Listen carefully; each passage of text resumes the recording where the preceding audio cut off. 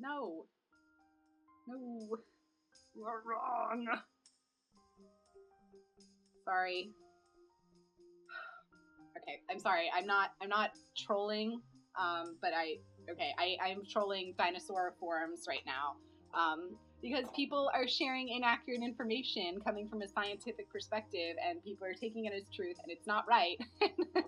Just let it go. Doesn't matter. Not the point of this.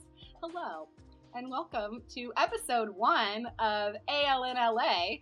I am your host and fearless leader, AL, Ashley Linder. And fearless, that's a bit generous. I think a more accurate title would be one who is really good at suppressing and compartmentalizing uncomfortable feelings. That's me. Hello.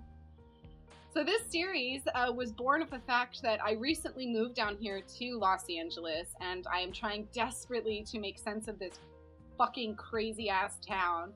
I wanted a place to document all of my wild, weird, and uncomfortable experiences. Also, very selfishly, I wanted to document it so I could go back and make sure that this information was shared somewhere so that I could use it to write material in the future. And also, finally, the last reason why I created this series is I am a millennial who loves Tumblr, and this is a big-ass town that is very isolating at times, and it is in my nature to reach out via the internet and connect with people that way. And why I stressed Tumblr is because if you're familiar with the platform and you know that that is my preferred social media platform, you know that I have a lot of feelings. I've got some social anxieties that I'm trying to deal with. I'm working through it, okay? I'm trying to push myself out there, but let this series serve as training wheels where I'm like dipping my toes in the social water, but not so much that I'm uncomfortable because I am very much alone in this room right now. We are here in sunny, beautiful Southern California, Los Angeles, California to be exact, and it is not sunny or warm right now. It's nighttime and it's a little chilly, but tomorrow, December 23rd, it will be 75 degrees, so it's very nice here. We are currently in what I affectionately call the lab, my lady pad. The lab is where everything happens. It's where, this is not the lab. The only thing that happens here is I make love to myself and I read books. The lab is here. This is where I do all of my writing, all of my stand-up writing, all of my sketch comedy writing, all of my show prep and show ideas and making jewelry out of trash because I'm a whimsical little fuck. Back on track. I moved here a couple months ago to continue creating the dream world. As I touched on before, I want to be a comedy writer. I've been doing stand-up comedy since 2011, and it's very uncomfortable for me, even though it is something that I want very much to do. Getting up on stage, it feels like fucking therapy every single time. The lessons that I learn from comedy translate directly to my life, and whatever, neither here nor there. So I have been here for a couple of months, and things have been a lot more challenging than I initially had expected. I am a very optimistic person, a relentlessly annoyingly optimistic. I always like to reframe things into the positive, and there have been a lot of negatives upon moving here. The job hunt, first and foremost. This is a county, Los Angeles County, has 4 fucking million people in it. Okay, 1 in 40 of which are working in the entertainment industry. Thus, they need part-time jobs, menial labor.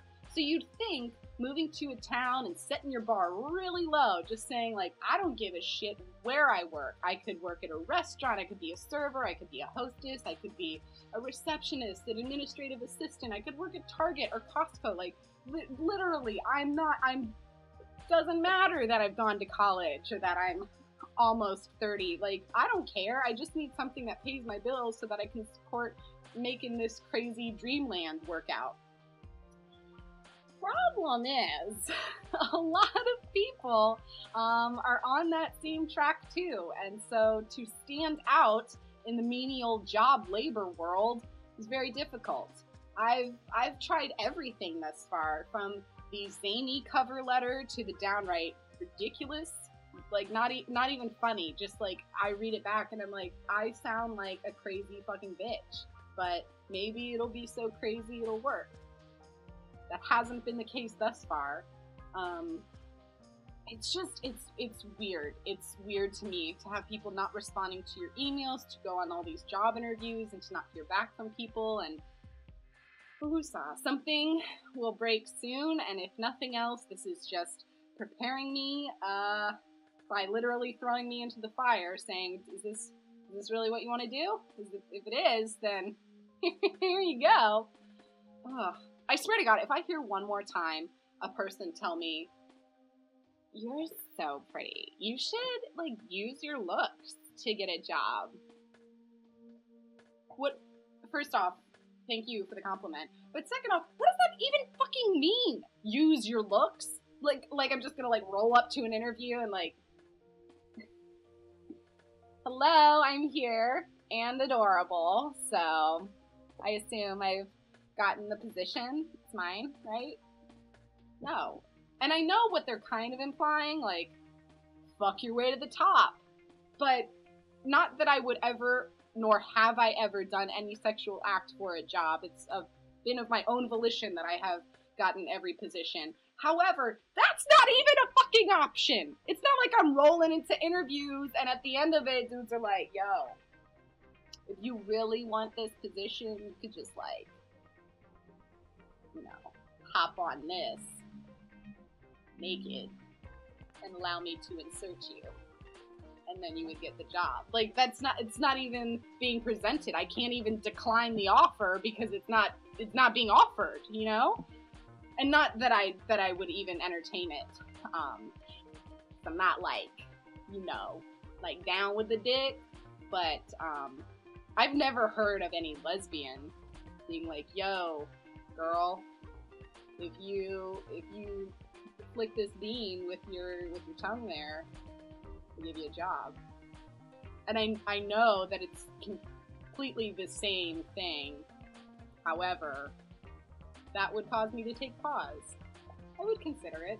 I would still probably decline. I would definitely decline. But I think about it, you know, that was offered.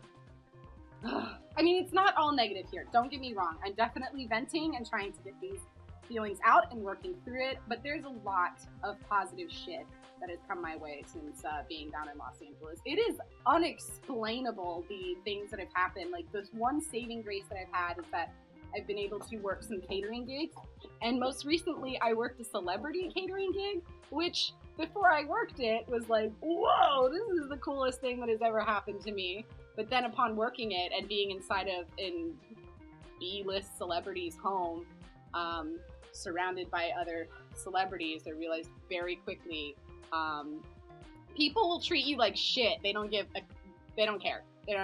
They will push you. They will jostle your glasses. You're not your background, and that's fine. That was humbling, but I get it. But as I said, it's not all bad here. There's a lot to be grateful for. I'm grateful to be in this beautiful home surrounded by incredibly supportive people and have my best friend right down the street, and my roommate is now a best friend of mine, and she is in a similar vein where she does improv comedy though, so it's a pretty hilarious house we live in.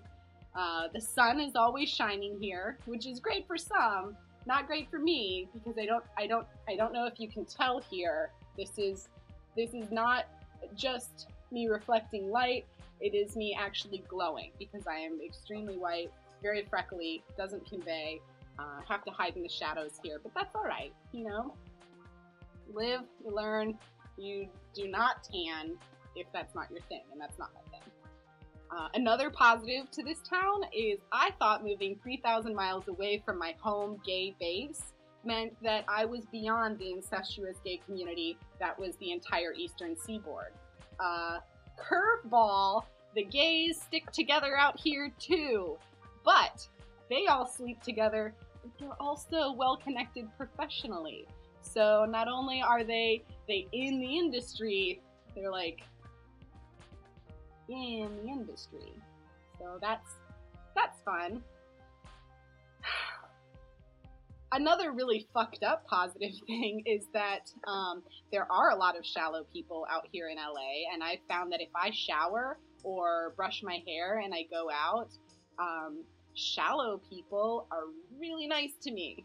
They mistake me for somebody that I'm not, somebody who probably is way more important than I am, and I'm just sitting here being like, yo, bitch, I don't, like, you don't need to give me that coffee for free. You don't know my shit. Like, I'll take it for free because I'm broke and I need it.